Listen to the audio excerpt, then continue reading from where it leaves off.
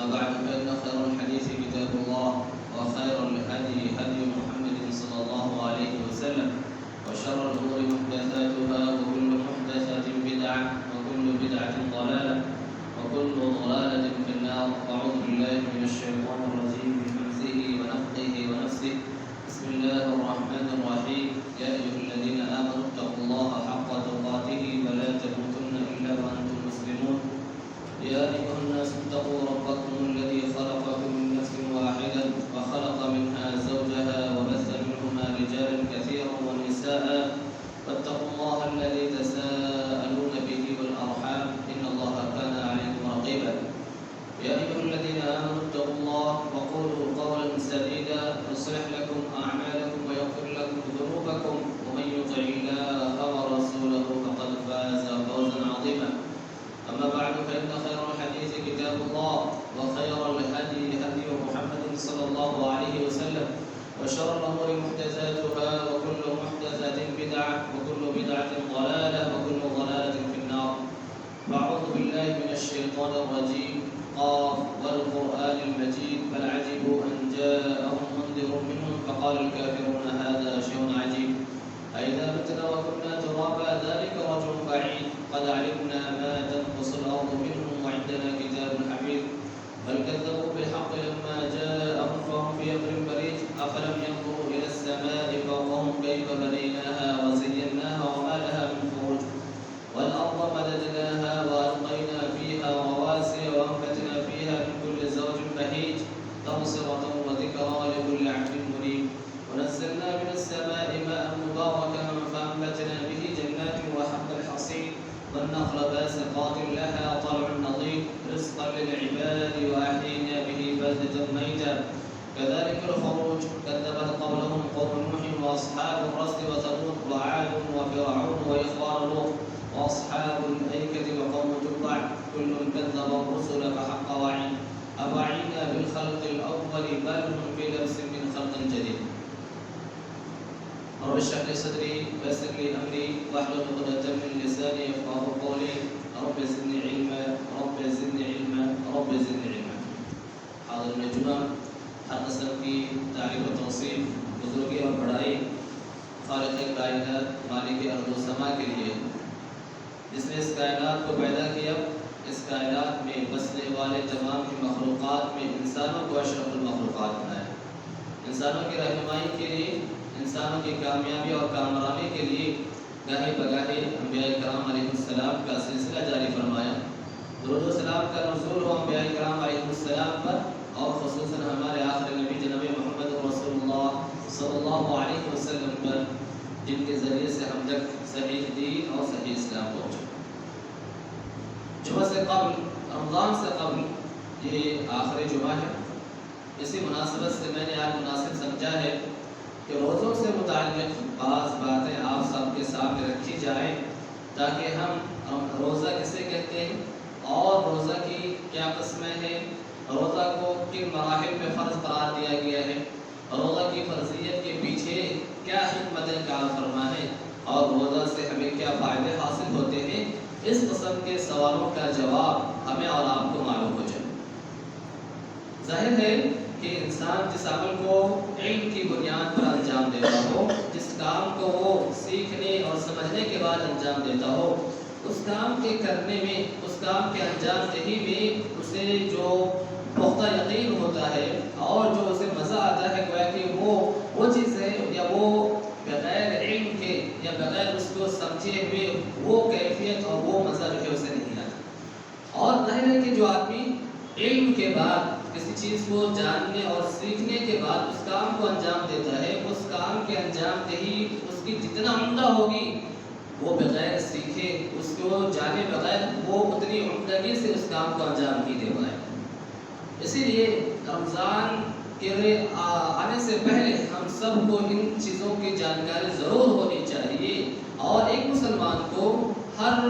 عمل کے انجام دہی سے پہلے, ہر عبادت کے انجام دہی سے پہلے اتنی معلومات اور اتنا علم ضرور حاصل کرنے چاہیے جس سے ہمارا اور آپ کا عمل درست ہو سکے, ہمارا اور آپ کا عمل جو ہے صحیح ہو سکے. یہ ہر مسلمان کی ذمہ داری ہے. اتنا علم سیکھنا, اتنی جانکاری حاصل کرنا جس سے سے آپ کا اور ہمارا عمل درست ہو، اتنی جانکاری اور اتنا علم حاصل کرنا ہر مسلمان پر فرض ہے۔ اس لیے اللہ کے نبی صلی اللہ علیہ وسلم کی مشہور حدیث ہم سنتے ہیں، طلب العلم فریضۃ علی کل مسلم، علم کا سیکھنا ہر مسلمان پہ فرض ہے۔ ظاہر ہے کہ فضیلت کی ڈگری حاصل کرے، اس سے آگے بڑھ کر کے ایم اے پی ایچ ڈی تک پہنچے، یہ ہر انسان کے بس کی بات بھی نہیں ہے اور ہر انسان پہ ضروری بھی نہیں ہے۔ اسی لیے اللہ تعالیٰ نے کہا فلولا نفر من كل فرقة منهم طائفة، ایک جماعت جو ہے نا، ایک جماعت میں سے کچھ لوگ علم دین کی حصول کے خاطر جو ہے نکلے، اور وہ کچھ لوگ جب اپنے علاقے میں پہنچے تو گویا کہ ان کو سمجھائیں، ان کو سکھائیں تاکہ وہ اللہ سے ڈرے۔ تو مطلوب یہی ہے کہ ہر شخص اسلام کا جس حکم کا وہ مکلف ہے، جو بھی نیک عمل انجام دینے والا ہے، جو بھی کام کرنے والا ہے، اس کام کی جانکاری اسے ضرور حاصل ہو تاکہ وہ اللہ کی عبادت، اللہ کی جو عبادت ہے وہ بصیرت کے ساتھ انجام دے سکے۔ اور ہم میں سے ہر سب کو معلوم ہے کہ اللہ تعالیٰ نے ہم انسانوں کی تخلیق ہو یا موت و حیات کی تخلیق ہو، آسمان اور زمین کی تخلیق کا جو مقصد اللہ نے قرآن مجید میں بتایا ہے وہ یہی کہ انسان اللہ رب العالمین کی عبادت کرے۔ اور عبادت کیسے کرے گا آدمی جب اسے معلوم نہ ہو اس عبادت کی حقیقت کیا ہے، اس عبادت کو کیسے انجام دیا جاتا ہے، اس کے کرنے کا طریقہ کیا ہے، اس میں کن چیزوں سے بچنا ہے، کن چیزوں سے دور رہنا ہے وغیرہ۔ اگر یہ جانکاری نہ ہو تو انسان جو ہے بھوکا پیاسا رہ کے بھی وہ ثواب پا نہیں پائے گا، وہ ثواب حاصل نہیں کر پائے گا جو ثواب اس کو علم کے بعد حاصل ہو سکتے تھا، جو ثواب مجھے وہ مزید جو ہے علم سیکھنے کے بعد، ان کی جانکاری حاصل کرنے کے بعد اس کو وہ ثواب مل سکتا تھا۔ تو وہ ہے کہ یہ ہم پر ضروری بنتا ہے، ہم پر یہ واجب بنتا ہے کہ ہم ان چیزوں کی معرفت حاصل کریں۔ اسی لیے آپ نے شعبان کے مہینوں میں بقول اللہ سنا ہوگا کہ شعبان کا مہینہ گویا کہ رمضان کے لیے تیاری کرنے کا مہینہ ہے، رمضان کی تیاری کرنے کا مہینہ ہے۔ صرف اس لیے نہیں کہ رمضان کے آنے سے پہلے کھانے پینے کی جو بھی تیاری ہو، یہ تیاری نہیں، یہ تو گویا کہ ایک دنیاوی چیز ہوئی۔ رہ گیا انسان کو روزے سے متعلق تیاری کرنے کی بات ہے، روزوں کی جانکاری سے متعلق تیاری کرنے کی بات ہے، عملاً روزہ رکھ کر کے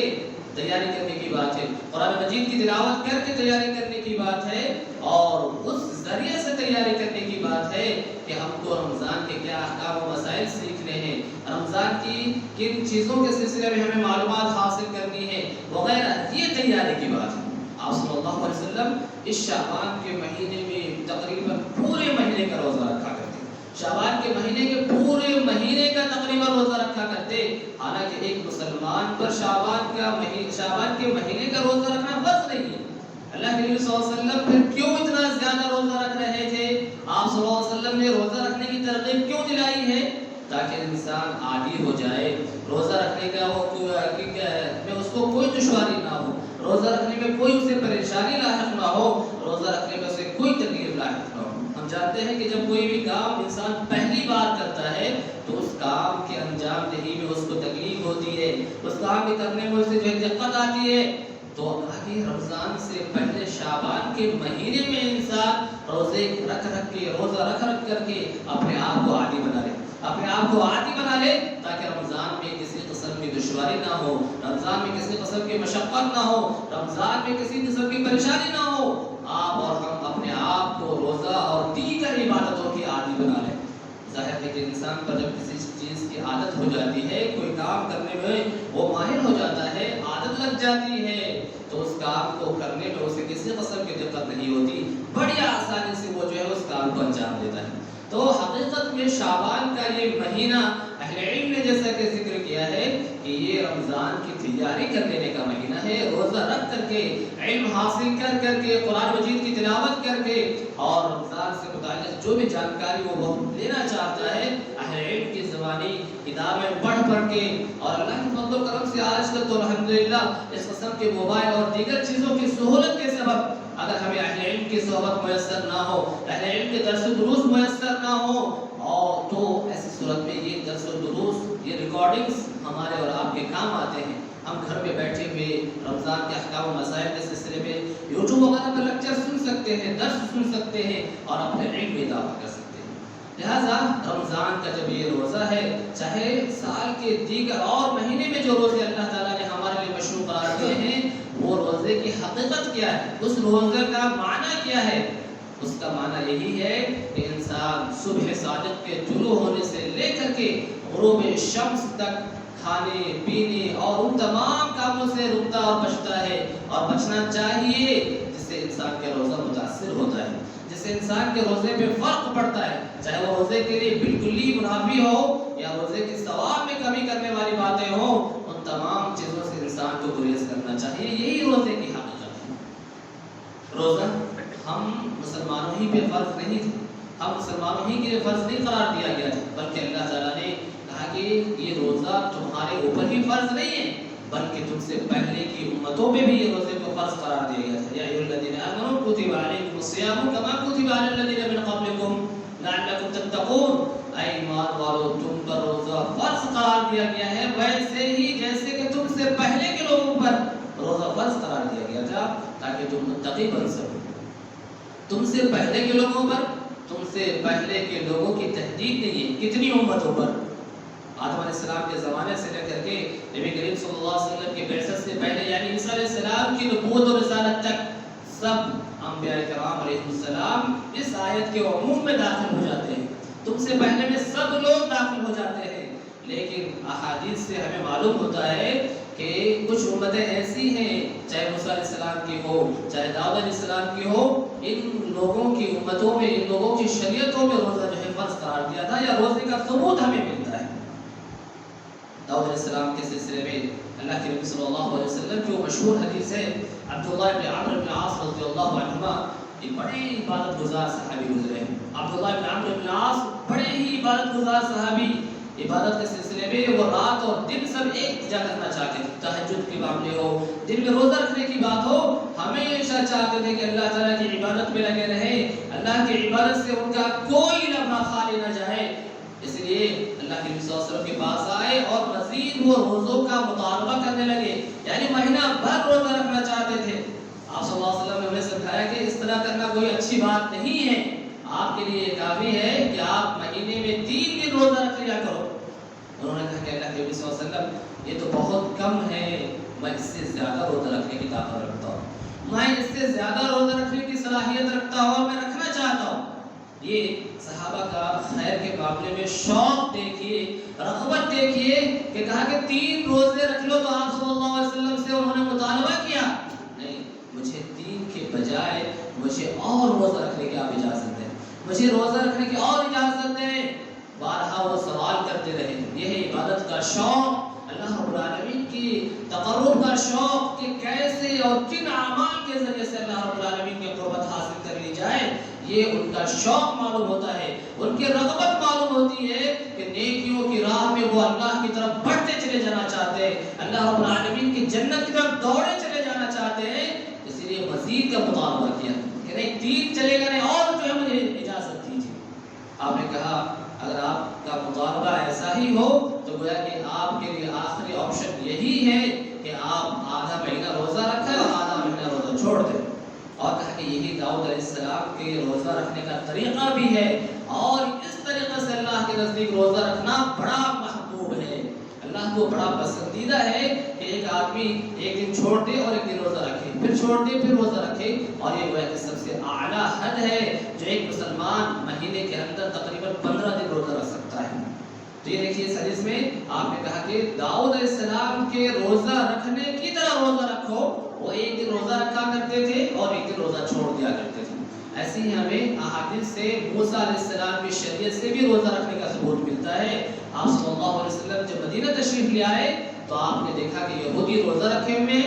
آپ نے پوچھا یہ روزہ کس مناسبت سے ہے، تو کہا کہ یہ روزہ اس مناسبت سے ہے کہ اللہ تعالیٰ نے موسیٰ علیہ السلام اور ان کی قوم کو نجات دلایا تھا، فرعون اور اس کی قوم کو ڈبا دیا تھا، موسیٰ علیہ السلام نے شکر کے طور پر روزہ رکھا ہے، لہذا ہم بھی آج کے دن روزہ رکھتے ہیں۔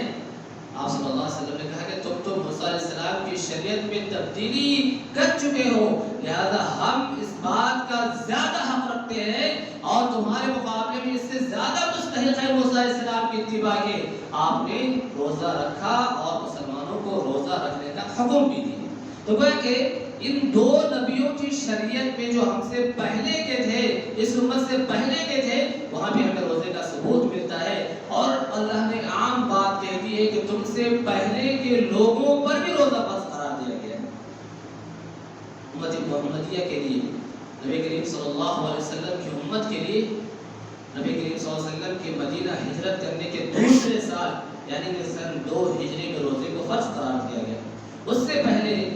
مسلمان عاشورہ کا روزہ رکھا کرتے تھے، جیسے کہ ابھی موسیٰ علیہ السلام کے واقعے سے آپ کو بتایا گیا کہ موسیٰ علیہ السلام کی شریعت میں جیسے آپ صلی اللہ علیہ وسلم نے دیکھا کہ یہودی روزہ رکھتے ہیں تو کہا کہ ہم لوگ زیادہ مستحق ہے کہ موسیٰ علیہ السلام کی پیروی کریں۔ آپ نے روزہ رکھا اور مسلمانوں کو روزہ رکھنے کا حکم دیا، لیکن جب رمضان المبارک کے روزے فرض قرار پائے تو گویا کہ یہ کہہ دیا گیا کہ اب عاشورہ کا روزہ رکھنا ضروری نہیں ہے، جس کو اگلے سالوں میں اللہ تعالیٰ توفیق دے چاہے تو وہ روزہ رہے، اور جس کو اللہ تعالیٰ توفیق نہ دے نفل روزہ ہو گیا چاہے تو روزہ نہ رکھے۔ لیکن یہ رمضان المبارک کا روزہ جب سن 2 ہجری میں فرض قرار دیا تو اللہ تعالیٰ نے ہمارے لیے اور مسلمانوں کے لیے دیگر اور تشریع کے مقابلے میں، دیگر اور قانون کے مقابلے میں یہ وسعت رکھی کہ آدمی چاہے تو روزہ رکھ سکتا ہے چاہے تو روزہ چھوڑ سکتا ہے، لیکن بتایا کہ دیکھو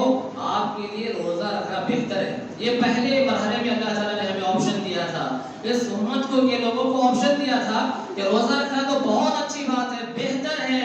لیکن چونکہ قانون اللہ تعالیٰ بہت سے قوانین کے سلسلے میں ایسا طریقہ اپنایا ہے کہ کوئی قانون ایک بارگی نہیں لا دیتا کہ آپ کو اس قانون کو عمل کرنا ضروری ہے پہلے ہی مرحلے میں، بلکہ اس کو مرحلہ وار اسٹیپ بائی اسٹیپ جو ہے اللہ تعالیٰ فرض قرار دیتا ہے، مشروع قرار دیتا ہے، انہی میں سے روزہ بھی ہے۔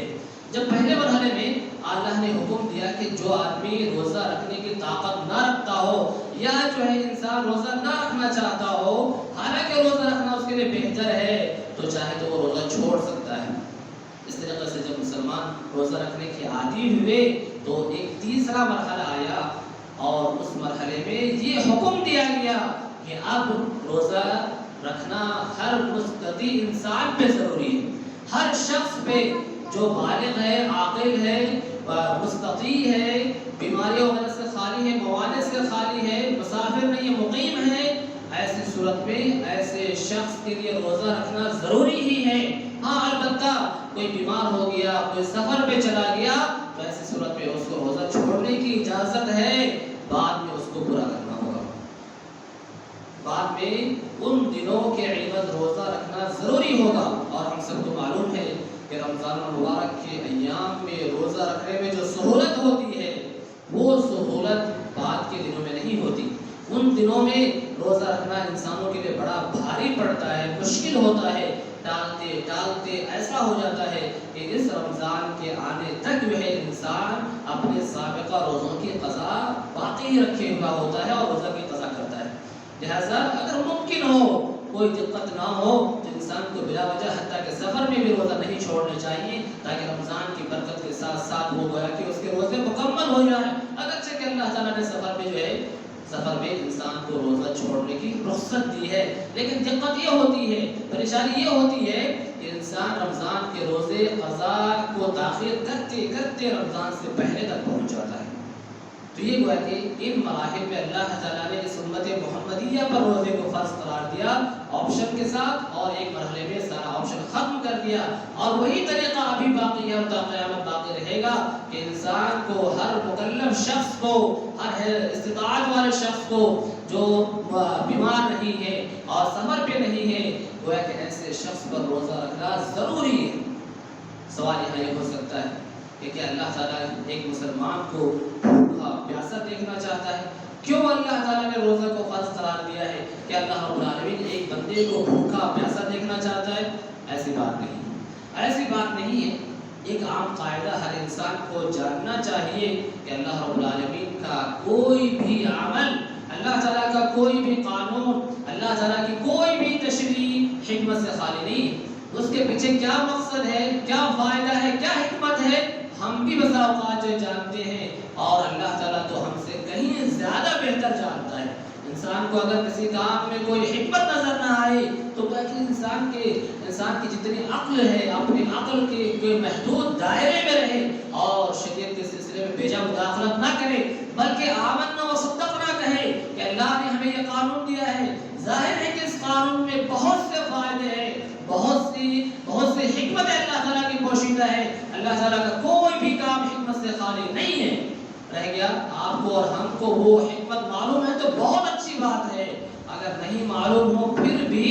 ہماری اور آپ کی ذمہ داری یہ بنتی ہے کہ ہم کہیں کہ یہ اللہ کا قانون ہے, ہم اس پر ایمان لاتے ہیں. اللہ کا کوئی بھی کام حکمت سے خالی ہرگز بھی نہیں ہو سکتا. لہذا علماء کرام رحمۃ اللہ علیہ نے روزے کے پیچھے کیا حکمتیں ہو سکتی ہیں, اللہ تعالیٰ نے کیوں روزے کو فرض قرار دیا ہے, بڑی حکمتیں ذکر کی. سب سے پہلے اللہ تعالیٰ نے جو روزے کی حکمت بتائی ہے ہم سب کو معلوم ہے کہ ہم نے آیت قریباً سنی ہے. اللہ نے کہا لعلکم تتقون, آپ پر روزہ اس لیے فرض قرار دیا جا رہا ہے کہ ہم اور آپ اللہ سے ڈرنے والے بن جائیں, ہم اللہ سے ڈرنے والے بن جائیں, ہم تقوی اختیار کرنے والے بن جائیں, گناہوں سے اجتناب کرنے والے بن جائیں, اللہ رب العالمین کی اطاعت و فرمانبرداری میں آگے بڑھنے والے بن جائیں, اللہ کی اطاعت و فرمانبرداری میں ہم وقت لگے رہیں. یہ اللہ تعالیٰ روزے کے پیچھے مقصد اللہ تعالیٰ نے ہماری اور آپ کے لیے بتایا ہے. مقاصد میں سے ایک مقصد یہ بھی ہے کہ ایک انسان کو اللہ تعالیٰ کی نعمتوں کی قدر معلوم ہوتی ہے. اللہ تعالیٰ کی نعمتوں کی قدر معلوم ہوتی ہے کہ ہم پر اور آپ پر اللہ کے جو کھانے پینے اور دیگر جو ضروریات ہیں وہ کتنا بڑا انعام ہے, اللہ کا کتنا بڑا احسان ہے. یہ روزہ کے ذریعے ہی سے ہمیں یہ معلوم ہوتا ہے. آپ اور ہم بہتر جانتے ہیں کہ کوئی بھی چیز جب ہو جاتی ہے, کوئی بھی چیز جب انسان کے پاس نہیں ہوتی ہے تو اس چیز کی قیمت اور قدر و اہمیت اس وقت ہمیں بہت اچھی طریقے سے سمجھ میں آتی ہے. اب یہاں غور کریں کہ انسان روزے میں اللہ کی عبادت کے خاطر بھوکا پیاسا ہوتا ہے, اگر اس کو یہ کھانے اور پینے کی چیز عام دنوں میں میسر نہ ہو تو وہ کیا کرے گا, اس کو کتنی پریشانیاں ہوگی. یہاں اللہ کی عبادت کی خاطر کھا پی نہیں رہا ہے, اللہ رب العالمین کو خوش کرنے کے لیے, اللہ کے حکم پر چلنے کی خاطر پانی کا ایک قطرہ بھی گلے سے حلق سے نیچے نہیں اتار رہا ہے, جبکہ یہ نعمت میسر ہے ہمارے لیے. جب یہ نعمت ہمارے پاس موجود ہے, اللہ کی اطاعت و فرمانبرداری میں ہم کھا پی نہیں رہے ہیں, اگر یہ نعمتیں سرے سے موجود ہی نہ ہوتی تو ہمارا اور آپ کا کیا حال ہوتا, ہماری اور آپ کی کیا حالت ہوتی, ہمیں کن دشواریوں سے گزرنا پڑتا. تو گویا کہ ایک روزہ ایک انسان کو اللہ کی نعمتوں کی یاد دہانی کراتا ہے کہ ہم پر اور اللہ آپ پر اللہ کا بڑا انعام ہے کہ اللہ تعالیٰ نے ہمیں حسب استطاعت کھانے اور پینے اور دیگر چیزیں مہیا کرائی ہیں. حکمتوں میں سے ایک حکمت جو اسی دوسرے حکمت کے تابع ہے وہ یہ کہ ایک وہ شخص جسے اللہ تعالیٰ نے مال و دولت سے نوازا ہے, جسے اللہ تعالیٰ نے مختلف قسم کی آسانیاں دی ہیں, جب اسے بھوک اور پیاس کی شدت محسوس ہوتی ہے, کھانے اور پینے کی جو مشقت برداشت کرتا ہے, اسے اس بات کا احساس ہوتا ہے کہ ہم تو ابھی موجود ہونے کے ساتھ جو ہے یہ سب کھا پی نہیں پا رہے ہیں, اور وہ غریب اور مسکین بھائی جن کے یہاں کھانے اور پینے کی تنگی ہوتی ہے, جن کے یہاں محتاجگی ہوتی ہے, جن کے یہاں کھانے اور پینے کے معاملات میں آسانی نہیں ہوتی, انہیں کس قدر دشواری ہوتی ہے. نتیجتاً وہ اللہ رب العالمین کی قربت کے حاصل کرنے کے لیے اپنے دیگر محتاج بھائیوں کی مدد کی طرف مائل ہوتا ہے, اور اللہ کی اس نعمت کا احساس کرتے ہوئے یہ سوچتا ہے کہ اللہ نے مجھے اتنی نعمتوں سے نوازا ہے, اس کا تقاضا یہ ہے کہ ان غریب لوگوں کا بھی خیال رکھا جائے, ان محتاج لوگوں کا بھی خیال رکھا جائے جو میری طرح نعمت سے محروم ہیں. نتیجتاً مالداروں کو یہ پیغام حاصل ہوتا ہے کہ آپ کو غریبوں کا خیال رکھنا چاہیے, آپ کو مسکینوں کا خیال رکھنا چاہیے. اللہ نے جو آپ کو دولت اور نعمت سے نوازا ہے اس کا تقاضا یہ ہے کہ آپ آج اللہ کی اطاعت کی خاطر بھوکے ہیں, اور جو لوگ کھانے اور پینے کی چیزوں سے محروم ہیں آپ پر ضروری ہے کہ آپ ان تک جو ہے اللہ کی نعمت اور اللہ نے جو مال و دولت آپ کو نوازا ہے اس کا حق ادا کرے اور ان تک بھی نعمتوں کو پہنچائے. روزے کی حکمتوں میں سے ایک حکمت یہ بھی ہے کہ انسان روزے کے ذریعے سے برداشت کرنے کا عادی بنتا ہے, صبر و تحمل کا عادی بنتا ہے. برداشت کرنے کی خوبی اور صفت اس کے اندر پائی جاتی ہے. برداشت کرنا, چاہے اللہ تعالیٰ کی عبادت میں جو تکلیف آئے گی اس تکلیف کو برداشت کرنا ہے. برداشت کرنا گناہ کے کاموں کو سے روک کر کے گناہ کے کاموں سے اجتناب کر کے برداشت کرنا ہے, اور اسی طریقے سے اور برداشت کرنا جو لڑائی اور جھگڑے ہوتے ہیں اس کو برداشت کرتا ہے, اور نہ جانے کن کن چیزوں کو برداشت کرتا ہے. نتیجتاً ہمارے اندر برداشت کرنے کی خوبی اور صلاحیت پیدا ہوتی ہے, اور بہت سی چیزوں کو ہم برداشت کرنے کے کرتے ہیں. رمضان المبارک میں گویا کہ برداشت کرنے کی ٹریننگ ہمیں دی جاتی ہے تاکہ ہم دیگر ایام میں بھی اس ٹریننگ کو برقرار رکھیں، برداشت کرنے کی اس خوبی کو اپنے اندر جو ہم نے اس مہینے میں پیدا کیا ہے، ہم دیگر اور مہینے میں بھی برداشت کرنے کے عادی بنیں۔ چاہے اللہ کی عبادت میں حاصل ہونے والی تکلیف کو برداشت کرنا ہو یا گناہوں سے رکنے میں جو تکلیف ہے اس کو برداشت کرنا ہو، یہ ساری چیزیں برداشت کرنے کے ہم عادی بنتے ہیں۔ رمضان المبارک سے جو حکمتیں ہیں روزے کے پیچھے، ہم اور آپ محسوس کرتے ہیں کہ انسان جب روزے سے ہوتا ہے تو مختلف قسم کی نیکیوں میں مشغول ہوتا ہے، اپنے آپ کو گناہ کے کام سے بچانے کی فکر کرتا ہے، اللہ رب العالمین کو راضی کرنے والے نیک اعمال جو بھی ہو سکتے ہیں، ذکر و اذکار کی شکل میں ہو، قرآن کی تلاوت کی شکل میں ہو، اور محرمات سے بچنے کی شکل میں، ان تمام کے ذریعے سے اللہ تعالیٰ کی قربت حاصل کرنا چاہتے ہیں، اللہ کی عبادتوں میں مشغول رہتا ہے۔ گویا کہ ایک بڑی حکمت ہے کہ ایک عمل، ایک نیکی کا کام دوسرے اور نیکیوں کو کھینچ لاتا ہے۔ گویا کہ یہ بڑی ٹریننگ حاصل ہوتی ہے ہمیں کہ آپ جیسے رمضان المبارک میں روزے کی حالت میں بہت ساری نیکیاں کرتے ہیں، ویسے ہی آپ کو رمضان کے علاوہ دیگر دنوں میں بھی آپ کو مختلف قسم کی نیکی کرنے کا اہتمام کرنا چاہیے۔ یہ اور بہت سی ایسی حکمتیں ہوتی ہیں جو رمضان المبارک کے روزے کے فرض قرار دینے کے پیچھے اللہ رب العالمین کی جو ہے حکمتیں ہیں، جس کے سبب اللہ تعالیٰ نے ہم پر اور آپ پر یہ روزہ مقرر فرض قرار دیا ہے۔ لہٰذا آپ اور ہم کبھی بھی اللہ کے اس عمل کو مشکل نہ سمجھیں، بوجھ نہ سمجھیں۔ انسان اگر کسی بھی نیک کام کو، جو خصوصاً روزے کا روزہ ہے، اس کو اگر وہ روزہ رکھتا بھی ہو اور اللہ تعالیٰ کے اس فریضے کو اگر وہ بوجھ سمجھتا ہو، ایسی صورت میں وہ اس کا ایمان خطرے میں ہے۔ انسان کو ایمان کی جائزہ لینے کی ضرورت ہے۔ یہ نیک عمل اللہ کی طرف سے بوجھ نہیں ہے، اس کے پیچھے بہت سے فائدے ہیں۔ فائدہ میں یہ بھی ہے اور حکمت میں یہ بھی ہے کہ ہم اور آپ جانتے ہیں کہ بسا اوقات ڈاکٹر ہمیں بھوکا رہ کر کے ہمارا علاج کرتے ہیں، بھوکا رہنے کو ہمیں کہتے ہیں، اور بھوک کے ذریعے سے ہمارے بدن سے بہت سے فاسد مادے خارج کرنا چاہتے ہیں۔ یہ گویا کہ اللہ کی طرف سے ایک سالانہ سسٹم ہے کہ ایک مہینہ ہم سب کو بھوکا رکھا جاتا ہے تاکہ ہمارے اور آپ کے بدن سے ایسے فاسد مادے جسے کہا جاتا ہے، وہ فاسد مادے ختم ہو جاتے ہیں، یہ فاسد مادے ختم ہو جاتے ہیں۔ یہ گویا کہ سالانہ گویا کہ اللہ رب العالمین ہمارے اور آپ کے بدن کو پاک اور صاف کرنے کا اللہ کی طرف سے ایک سسٹم ہے۔ اس سسٹم کو ہم کیسے جو ہے ناپسند کر سکتے ہیں، کیسے ہم اس عبادت کو بوجھ سمجھ سکتے ہیں؟ چاہے روزے کی عبادت ہو، کوئی اور بھی عبادتیں ہوں، ہم ہرگز بھی عبادت کو بوجھ نہ سمجھیں، ورنہ ہمارے اور آپ کے ایمان میں کہیں نہ کہیں کمی ہے اور یہ ہمارے اور آپ کے ایمان کے لیے خطرہ ہے۔ لہٰذا اللہ کے عمل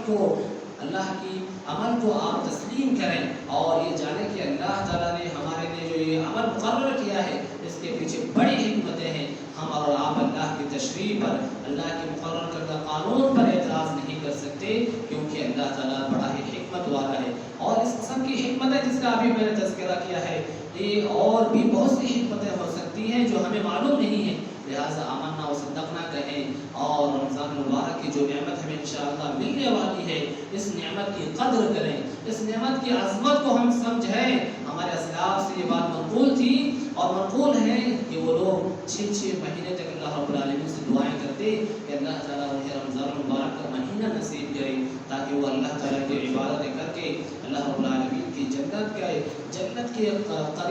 کا وارث بن جائے، جنت کا مستحق بن جائے۔ ہم اور آپ یہ حدیث سنیں روزے کے سلسلے میں، روزے سے حاصل ہونے والے فائدے کے سلسلے میں، وہ یہ کہ انسان اگر اللہ کی خاطر ایک دن کا بھی روزہ رکھتا ہے تو نبی کریم صلی اللہ علیہ وسلم نے فرمایا کہ اللہ تعالیٰ اس روزے کے سبب اس کے چہرے کو جہنم سے 70 سال کی مسافت تک دور کر دیتا ہے۔ روزے سے ایک دن کے روزے کے سلسلے میں آپ نے یہ فرمایا ہے، تو گویا کہ ہم 29 دن اور 30 دن کا روزہ رکھتے ہیں، احتساب کے ساتھ، ثواب کی نیت سے، ایمان رکھتے ہوئے ہم روزہ رکھیں اور عہد کریں کہ ہم اس رمضان المبارک کو غنیمت سمجھیں گے، عبادتوں میں، خیر کے کاموں میں، برائیوں سے اجتناب کرنے میں، اپنے آپ کو مختلف قسم کی ٹریننگ حاصل کرنے میں، تاکہ ہم اس کو کما حق ہو، اس کا حق ادا کر سکیں، برائیوں سے اجتناب کر سکیں، غنیمت جان سکیں، عبادتوں میں استعمال کر سکیں۔ اللہ رب العالمین ہم سب کو اس کی توفیق دے۔ آمین۔ سبحان ربک رب العزت عما یصفون وسلام علی